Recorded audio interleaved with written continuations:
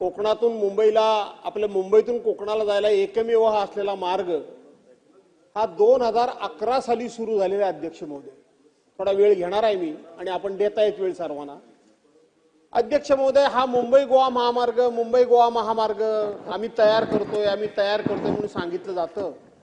खरं तर हा मंत्री महोदय महामार्ग नवीन नाहीच आहे. याच्यामध्ये काही वैशिष्ट्य नाहीये. जो एक्झिस्टिंग रोड आहे, जो अस्तित्वात असलेला रस्ता आहे, त्या रस्त्याचं फक्त रोड वाइंडिंग आहे. त्याच्यानंतर जे अनेक रस्ते तयार झाले, म्हणजे हिंदुहृदय सम्राट शिवसेना प्रमुख मान्य बाळासाहेब ठाकरे समृद्धी महामार्ग झाला. तुम्ही आता शक्तीपीठ तयार करताय. त्यानंतर रत्नागिरीतून एक नागपूरला दुसरा रस्ता येतोय, ते काम सुरू आहे. हा रस्ता नवीन नाहीये, हा रस्ता जुनाच आहे. याच्यामध्ये फक्त रोड वाइडिंग करायचं आहे. याच्यामध्ये नाविन्य काय? तर एक कशिडीच्या घाटामध्ये बोगदा 2.200 किलोमीटरचा, म्हणजे 2.25 किलोमीटरचा एक बोगदा, हा फक्त नवीन विषय आहे. इंदापूरला एक डायव्हर्शन काढायचं आहे, माणगावला एक डायव्हर्शन काढायचं आहे आणि वडखळला एक डायव्हर्शन काढायचं होतं, ते काढून झालं. पण अजून इंदापूर सुद्धा डायव्हर्शन झालं नाही आणि माणगावचं सुद्धा डायव्हर्शन झालं नाही. आज 2011 ते 2025 यापूर्वीच्या लक्षवेधी असतील, यापूर्वीची प्रश्नोत्तर काढून बघा. प्रत्येक वेळी डिसेंबर 2012 डिसेंबर, 13 डिसेंबर, 14 डिसेंबर अशा पद्धतीच्या तारखा दिल्या गेल्या, परंतु आज तागायत हा रस्ता पूर्ण झाला नाही. आपण परवानच्या दिवशी गेलात. आम्ही आमचे पक्षीय मतभेद विसरून प्रत्येकाचं स्वागत करत असतो. माझ्या मतदारसंघामध्ये कुठलाही मंत्री जाऊ दे, मी त्याचं स्वागत करत असतो. तुम्हाला काय भीती वाटली कोणास ठाऊक, तुम्ही माझं काही स्वागत स्वीकारलं नाही, पण जाऊ द्या, माझं काही त्याबद्दल काही तक्रार काही नाही. आणि म्हणून आपण जाऊन आलात. ह्या ज्या गर्डर संदर्भात 2023 ला हे जे गर्डर कोसळले, याच्यामध्ये 16 ऑक्टोबर 2023 ला गर्डर कोसळले. या सभागृहाचे सदस्य शेखर सर इथं नाहीत, शेखर निकम इथं नाहीयेत. आदल्या दिवशी त्या पुलाचा आवाज झाला आणि तिथले स्थानिक आमदार म्हणून ते स्वतः बघायला गेले. तिथं हजर. पॉइंटेड प्रश्न घ्या ना, आपल्याला अर्थसंकल्पावर चर्चा करायची. मांडा आपण शॉर्ट. गेल्या 6 अधिवेशन मध्ये माझी ही पहिली लक्षवेधी लागली. बोला. आणि ती मला वाटलं होतं पुढे जाईल, पण ते नशिबानं लागते. थोड्या वेळात जास्त बोला. तेच बोलतो, ऐका जरा, फक्त प्लीज जरा ऐका. या सभागृहाचे सदस्य शेखर सर तिथले स्थानिक, शेखर निकम तिथले स्थानिक आमदार म्हणून बघायला गेले.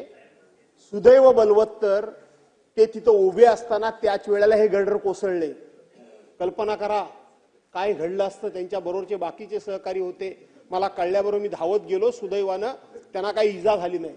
अध्यक्ष महोदय, 16 ऑक्टोबर 2023 पासून आतापर्यंत तिथलं काम सुरू झालं नाही. नुसतं रडत कडत काम सुरू आहे. तो अजून ब्रिज पूर्ण झालेला नाही. अध्यक्ष महोदय, त्या परशुराम घाटामध्ये रोज बांधकाम झालं की खाली येत आहे. झालेल्या रस्त्याला जरा तरी लेवल आहे काय तुम्ही बघितले असाल मंत्री महोदय? झालेल्या रस्त्याला लेवल सुद्धा नाही. तुम्ही मला जरी सांगितलं की मे महिने 2026 ला आम्ही हा रस्ता पूर्ण करणार आहोत, तरी मी आज तुम्हाला सांगतो की पुढची 4 वर्ष पण तुम्ही रस्ता पूर्ण करणार नाही. वडखळचा पूल झालाय, नागोटण्याचा पूल झालाय, देवपाटचा पूल झालाय, आपला ह्याचा कोलाडचा पूल झालाय. कुठला पूल झालाय? काही झालेलं नाही अध्यक्ष महोदय अद्यापर्यंत. रोज आम्ही त्या रस्त्यावर येतोय. अध्यक्ष महोदय, शेकडो माणसं मेली आणि दर वेळेला मरतायत. कोकणामध्ये गणपतीचा सण असतो, शिमग्याचा सण असतो, लग्न असतं, बारसं असतं, काही असलं, एंगेजमेंट असली तर एकाच गावातली माणसं एखादी बस करतात आणि तिकडे जातात त्या कार्यक्रमाला. अपघात झाला तर एकाच गावातली, एकाच कुटुंबातली 10-10, 15-15, 20-20 माणसं ऍट ए टाइम मरतात. आणि म्हणून मंत्री महोदय, आता तुम्ही नव्यानं हे हातामध्ये घेतलेलं आहे. ही पंचवार्षिक नाही 15 वार्षिक योजना झालेली आहे. खरोखर मे महिन्यापर्यंत हा पूर्ण करणार असाल तर पूर्ण करा आणि उगाच इथलं नेहमीप्रमाणे उत्तर देऊ नका. माझी विनंती आहे की तुम्ही सातत्यानं वरच्यावर ह्या कामाला भेटी द्या. मी तुम्हाला विनंती करतो, एक व्हॅनिटी कार तयार करा. दर महिन्याला आपण 50-50 किलोमीटरचा प्रवास करा आणि 50 किलोमीटरची काय प्रगती झाली या 15 दिवसामध्ये, त्याच्या पुढची प्रगती काय झाली, असं जर आपण केलं तरच हा रस्ता पूर्ण होईल, नपेक्षा हा रस्ता पूर्ण होणार नाही. कालच्या बजेटमध्ये दादानी सगळ्या रस्त्यांची नावं घेतली, पण माझ्या कोकणाच्या मुंबई गोवाचं काही नाव घेतलंच नाही. वाईट वाटलं मला, त्याचा उल्लेख नाही केला दादा. त्यांच्याकडे बरेच आहेत. त्याचबरोबर आपण रस्ते नवीन करताय. इथे एकनाथराव शिंदेनी सांगितलं की कोकणातला ग्रीनफील्ड रस्ता मी बांधतोय, त्याचाही उल्लेख नाही. सातत्यानं कोकण हा दुर्लक्षित आहे. सागरी महामार्ग 25 वर्ष सुरू आहे आणि म्हणून एकमेव कोकणामध्ये जाणारा हा रस्ता आपण खरोखर पूर्ण करणार आहात काय? आणि ज्यांनी ह्याला विलंब लावला, 3 लोकांची आपण कमिटी नेमली, त्यांचा अजून अहवाल आलेला नाही. या सगळ्यांच्यावर आपण कारवाई सुरू केलेली आहे काय? त्यांच्यावर दंडाची कारवाई सुरू केली आहे काय? त्यांच्यावर आणखीन कुठली कारवाई सुरू केली आहे का? आणि त्यांची मुदत संपून गेलेली आहे, म्हणून त्यांच्यावर कारवाई करून त्यांच्यावर कठोरातली कठोर शिक्षा आपण देणार का? अध्यक्ष महोदय, मान्य आमदार महोदयांनी जो विषय मांडला हा वस्तुस्थिती आहे की मुंबई गोवा हायवे गेले 2011 सालापासून या हायवेचं काम चालू आहे आणि बराच या कामाचा विलंब झाला, लांबत गेला. आणि हे मुंबईकरांच्या दृष्टीनं जी कोकणातली लोक सगळी मुंबईमध्ये वास्तव्यास आहेत, राहायला आहेत, नोकरीला आहेत, त्यांना त्यांच्या दृष्टीनं हा हायवे फार महत्वाचा येण्या जाण्यासाठी आणि दळणवळणासाठी महत्वाचा ठरतो. आणि त्याचबरोबर राज्याच्या एकंदर विकासामध्ये पण हा हायवे फार मोठा या हायवेचा वाटा आहे, कारण तिथून खाली गोवा राज्याला आणि तिथनं खाली कर्नाटक वगैरे असा हा हायवे जातो. पण आज अध्यक्ष महोदय, मी स्वतः भास्करराव जाधवांनी जे उल्लेख केला की मी स्वतः या हायवेची संपूर्ण माझ्या स्वतःच्या आहे ना, त्यांनी व्हॅनिटी व्हॅन म्हटले, पण भास्करराव मला व्हॅनिटी व्हॅनची गरज नाही. अजून माझी स्वतःची गाडी आहे आणि अजून गाडीतनं बसायचं फिरायचं म्हणजे आहे, अजून तेवढी ताकद आहे. आणि मी स्वतः या हायवेची संपूर्ण पाहणी केली, संपूर्ण हायवेचं तिथले लोकप्रतिनिधी सगळ्यांना जे आहे ते केलं होतं. आणि भास्कररावांना पण त्या दिवशी खरं म्हणजे भेटायचं होतं. घाबरायचा काही विषय नाहीये, कारण घाबरण्यासारखं हे नाही. आणि भास्करराव, आपल्याला पण माहिती आहे की महाराष्ट्रामध्ये छत्रपतीच घाबरायला लागले तर अवघड व्हायचं, असं बरोबर आहे की नाही? मग घाबरायचा काही विषय नाही, पण जरा उशीर झाला त्यामुळे आपली भेट होऊ शकली नाही. पण आपण जे इथं मुद्दा जो मांडलाय त्याबद्दल पहिलं तर चिपळूणचा जो आपला पूल आहे त्याच्याबद्दल थोडी सद्यस्थितीची जी आहे ती भास्करराव माहिती आपल्याला देतो, सदनाला देतो. आता या पुलाचं 50% काम हे पूर्ण झालेलं आहे. सध्या हे काम जे आहे आपण सार्वजनिक बांधकाम विभागामार्फत करतोय. त्याचबरोबर सध्या गर्डर लॉन्चिंगचं काम सुरू आहे.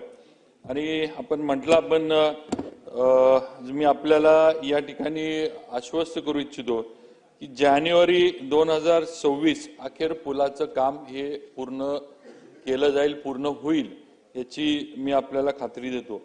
दुसरा विषय जो आपण हे केला की ज्यांनी कामं किंवा या पुलाचं काम जे चालू असताना जे कोसळलं आणि हे केलं, तर त्या बाबतीत आपले केंद्रीय रस्ते वाहतूक मंत्रालयाची चौकशी या बाबतीत चालू आहे. पण त्याआधी आपण सुद्धा कार्यवाही केली आहे. संबंधित जो ठेकेदार आहे त्याला 50 लाखाचा दंड त्याला लावलेला आहे आणि 20 लाखाचा दंड जी इंजिनिअरिंग ज्यांनी डिझाईन केलं होतं या पुलाचं त्यांना लावलेला आहे. असं दोघांनाही दंड याच्यामध्ये आकारण्यात आलेले आहेत, कुणालाही पाठीशी घातलेले. आणि दुसरं जे नवीन काम आता चालू आहे पुलाचं, परत जे काम सुरू केलं, हे काम संबंधित ठेकेदाराला त्याच्या खर्चातनं करायला लावलंय. शासन याला किंवा आपण याला काही देणार नाहीये किंवा देत नाहीये.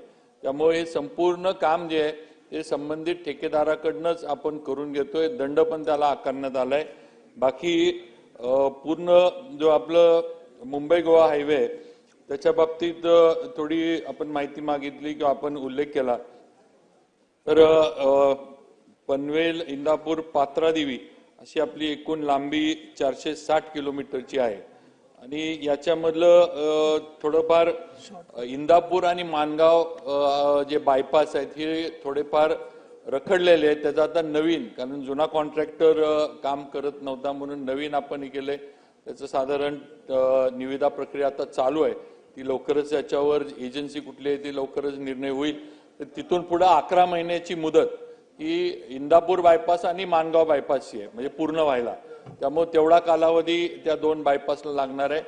संगमेश्वरच्या इथलं एक थोडं पॅकेज जे आहे हे थोडं मागं पडलंय, पण ते पण आपण त्यांना सूचना केल्यात, म्हणजे परवा की लवकरात लवकर पावसाळा सुरू व्हायच्या आधी, कारण मला कल्पना आहे गणपती आणि शिमगा वगैरे हे कोकणातले सगळ्यात महत्वाचे सण असतात आणि सगळे मुंबईतली लोक जे कोकणवासी आहेत ते गावी जातात. त्यामुळं त्या ठिकाणचे सर्व्हिस रोड जे आहेत हे सुस्थितीत करून ठेवण्याचे सूचना दिलेल्या आहेत. म्हणजे ज्या ह्यानं ट्रॅफिक जे आहे ते सुरळीत चालू राहील, ट्रॅफिक कुठं अडकणार नाही.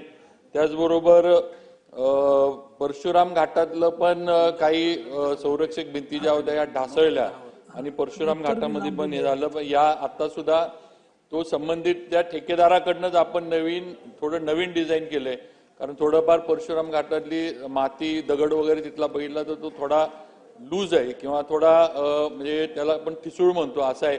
त्यामुळं दरवर्षी होतंय. मग थोडं डिझाईन आपण चेंज करायला लावून थोडं आपण नवीन त्याच्यामध्ये हे करून, आणि ते पण काम संबंधित ठेकेदाराकडनंच आपण करून घेतो. आपण त्याला वेगळा निधी काही देत नाहीये. मला आपल्याला भास्करराव आणि सर्वच कोकणातले सदनामध्ये असणारे सगळ्या आमदारांना सांगायचे की मुख्यमंत्री देवेंद्रजी असतील, गडकरी साहेब असतील, यांचं या हायवेवर किंवा या कामावर बारकाईनं लक्ष आहे आणि लवकरात लवकर, म्हणजे मी आपल्याला नक्की सांगू इच्छितो, मी डिसेंबर म्हणणार नाही, जानेवारी 2026 पर्यंत संपूर्ण काम जे आहे मुंबई गोवा हायवेचं हे पूर्ण झालेलं असत, एवढं आपल्याला सांगू इच्छितो.